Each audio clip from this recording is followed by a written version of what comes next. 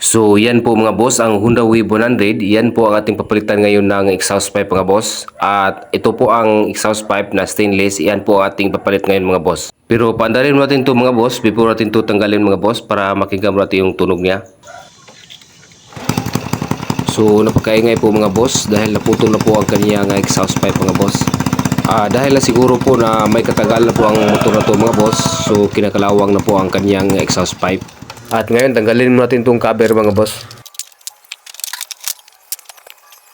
Tingnan nyo mga boss, kinakalawang na po yung lumang exhaust pipe mga boss. Yan po ating papalitan ngayon ng stainless mga boss. Ito tingnan nyo. Sa pagpalit po ng bagong exhaust pipe mga boss, before nyo tanggalin itong stock na muffler mga boss, lagyan nyo muna ng palatandaan o marking kung saan kayo idugtong yung stainless na exhaust pipe mga boss. Katulad po dito mga boss, nilagyan natin ng marking. Dito po natin putulin ang exhaust pipe at dyan po natin idugtong ang bagong stainless pipe mga boss, okay? At pati dito po sa kanyang engine mga boss, okay, isentro nyo lang at lagyan din natin ng palatandaan mga boss para sa pagkabit po natin sa bagong stainless, hindi po tayo mahirapan sa kung saan tayo magputol mga boss, okay?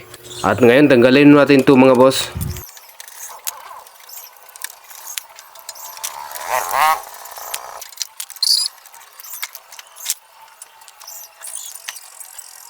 Okay, tingnan nyo, naputol na po ito mga boss.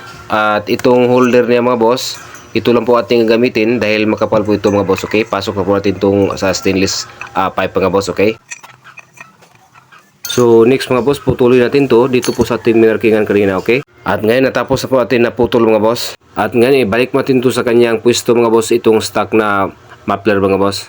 At next po natin ikabit mga boss, ito pong exhaust pipe na stainless mga boss para makuhaan po natin ang sukat kung saan natin puputulin.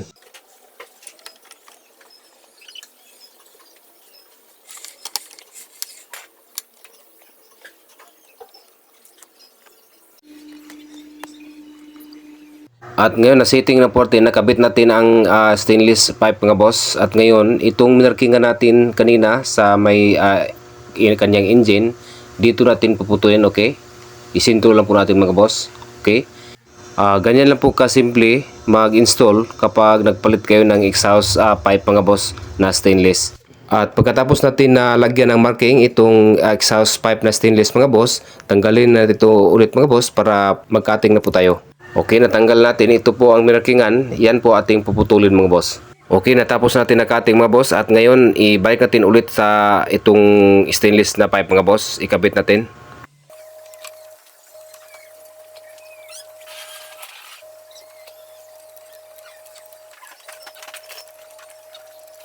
Okay, na pwesto na po natin. Tapos itong lagyan natin ito ng bolt, itong stock na muffler mga boss. Okay, nahigpitan natin ang lahat ng mga bolt mga boss. Next po natin gawin mga boss, itong dinugtungan natin sa bagong stainless na pipe mga boss.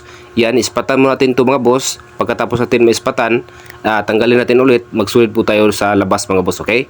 So, acetyl lang po ating gamitin mga boss. So, dito lang po na portion sa dinugtungan natin mga boss, ang ating pong ispatan mga boss.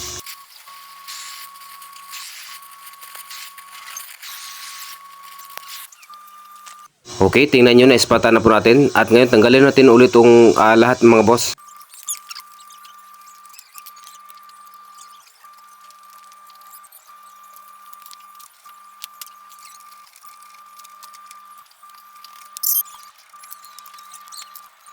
Okay, natanggal natin ang ispatan natin mga boss. At ngayon ay full weld natin to mga boss. So yan lang po kasimple mga boss sa technique po sa pagputol ng ating pipe mga boss.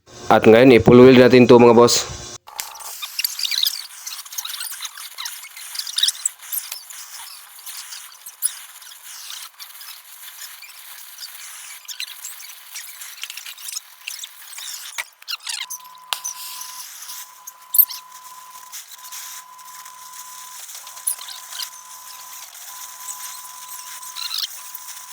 Okay, natapos natin na i-full weld mga boss. Next mo natin gawin mga boss, linisan mo natin to at i-grind mo natin to mga boss. Okay, malinis na siya tingnan mga boss. At ngayon i-assemble natin to mga boss at ibalik na po natin to sa pwesto mga boss.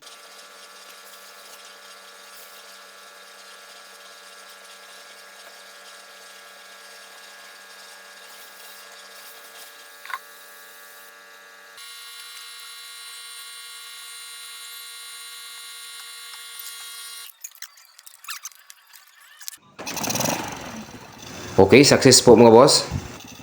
At yan lang po ating kabuang video mga boss at maraming salamat sa inyong panonood at God bless. Ingat po sa pag-DIY.